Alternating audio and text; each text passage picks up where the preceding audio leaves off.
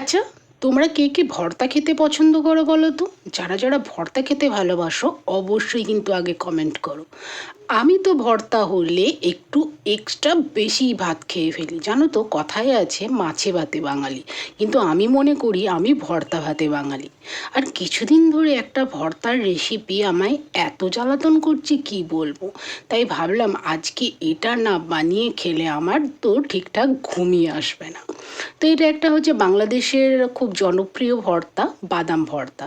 তো প্রথমেই দেখলে আমি সব কিছু কাটাকুটি করে নিয়েছি, পেঁয়াজ রসুন আর বাদামটাও শুকনো কড়াই নেড়ে সেটা ভালো করে খোসা ছাড়িয়ে রেখে দিয়েছি। এবার কড়াইয়ে কালো জিরে দিয়েছি, শুকনো লঙ্কা দিয়েছি, তারপর রসুন দিয়ে পেঁয়াজ আর কাঁচা লঙ্কা দিয়েছি।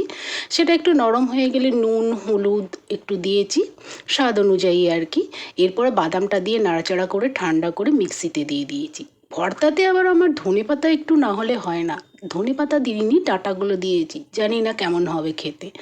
কিন্তু এটা বাটার পর এর যে স্মেল ছাড়ছে তাতেই তো আমার মানে আরও খিদে বেশি পেয়ে গেছে।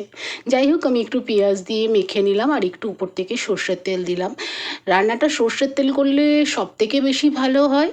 আর আমার এদিকে দেখো ভাতও হয়ে গেছে, তাই সাথে সাথে গরম গরম ভাত আর ভাতের উপর ভর্তার উপর একটু সর্ষের তেল ছড়িয়ে নিলাম।